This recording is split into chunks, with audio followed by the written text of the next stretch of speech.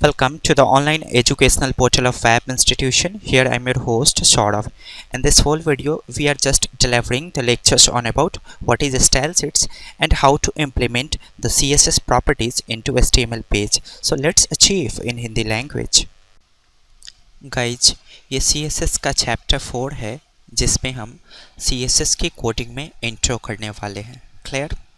Guys, ये video previous part का continuation है, तो ये वीडियो तभी आपको समझ में आएगा जब आपने मेरे प्रीवियस वीडियोज को देखा हो. क्लियर? हमने आपको प्रीवियस वीडियो में प्रॉपर्टीज़ और वैल्यू से इंट्रो दिया था. हमने आपको बताया था CSS में अगर आप कोडिंग सीखना चाहते हो तो आपको प्रॉपर्टीज़ और वैल्यूज आना चाहिए. एक CSS के कोडिंग में प्रॉपर्टीज़ और वैल्यूज़ के अलावा कुछ भी नहीं होते हैं. क्लियर? एक और कंपलसरी बात जो प्रॉपर्टीज़ को इम्प्लीमेंट करते वक्त आपको याद रखनी है, प्रॉपर्टीज़ हर काम के लिए अलग अलग होते हैं. जैसे कलर्स करने के लिए अलग, डिज़ाइंस करने के लिए अलग, एनिमेशंस जनरेट करने के लिए अलग. क्लियर? तो यहाँ हम कुछ प्रॉपर्टीज़ और वैल्यू का लिस्ट आपके सामने प्रेजेंट कर रहे हैं. पहला प्रॉपर्टी है विड्थ और उसके वैल्यू में हमने डिफाइन किया है 200 पिक्सल्स. गाइज, हमने आपको आइडेंटिटी के बारे में बताया था. आप कैसे पहचानोगे कि ये एक प्रॉपर्टी है? कॉलन के लेफ्ट हैंड साइड में प्रॉपर्टीज़ होंगे, कॉलन के राइट हैंड साइड में वैल्यूज होंगे. क्लियर? एक प्रॉपर्टी के पास वैल्यू होना कंपलसरी है. विदाउट वैल्यू एक प्रॉपर्टी का कोई महत्व नहीं है. ओके, सो हमने यहाँ डिफाइन किया विड्थ. इसका मतलब है अगर आप किसी भी शेप का विड्थ सेट करना चाहते हो यानी कि चौड़ाई, तो उसके लिए आप विड्थ प्रॉपर्टी का उपयोग करोगे. क्लियर? जैसे HTML में पढ़ा आपने बटन, तो HTML में बटन के साइज़ को बढ़ाने का कोई तरीका नहीं था. लेकिन अगर मैं चाहता हूँ कि बटन के विड्थ को मैं बढ़ाऊँ यानी कि चौड़ाई को बढ़ाऊँ, तो मैं वो CSS से कर सकता हूँ.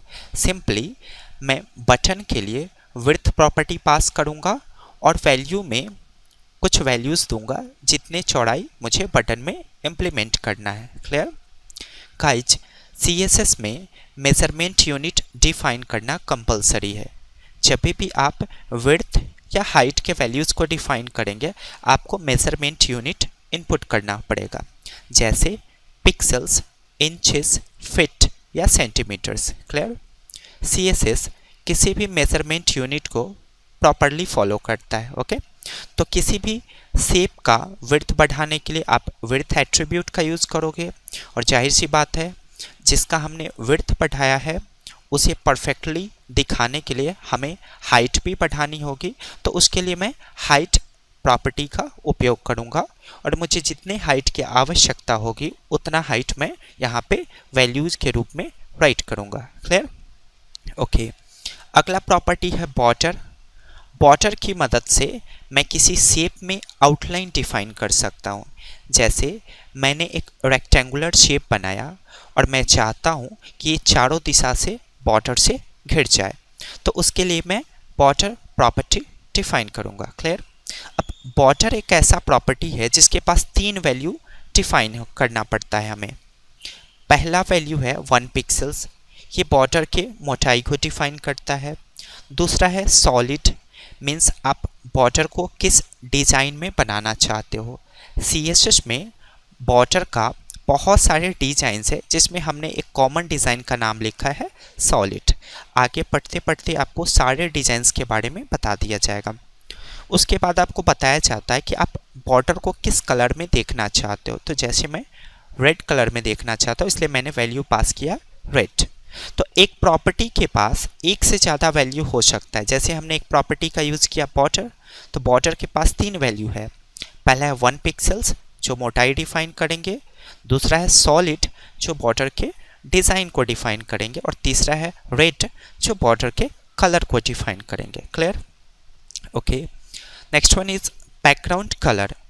आपने कोई रेक्टेंगुलर या सर्कुलर शेप बनाया और आप चाहते हो कि मैं उसके बैकग्राउंड में कोई कलर फिल करूं.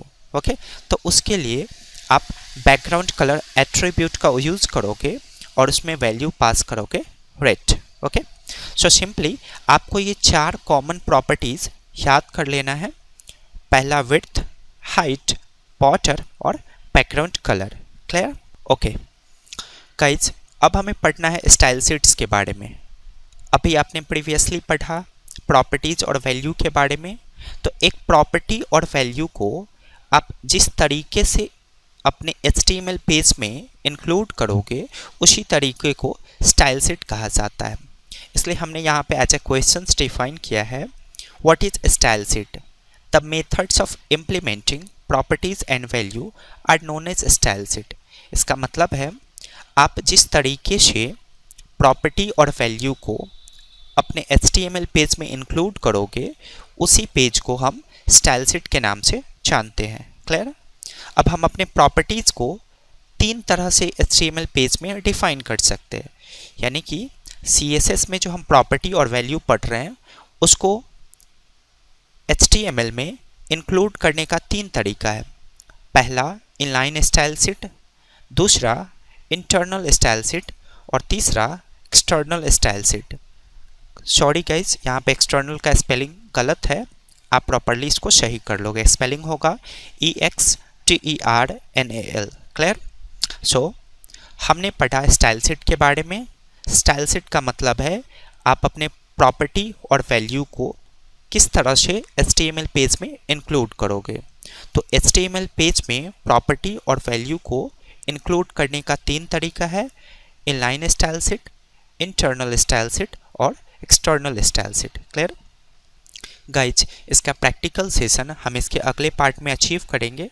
सो काइंडली मेरे टीचिंग एक्सपीरियंस को प्रमोट करें, मेरे चैनल्स को सब्सक्राइब करना ना भूलें और मेरे वीडियोज़ को अपने फ्रेंड्स में शेयर करें। So stay tuned to our channel guys. Thanks for watching my videos. Have a great day.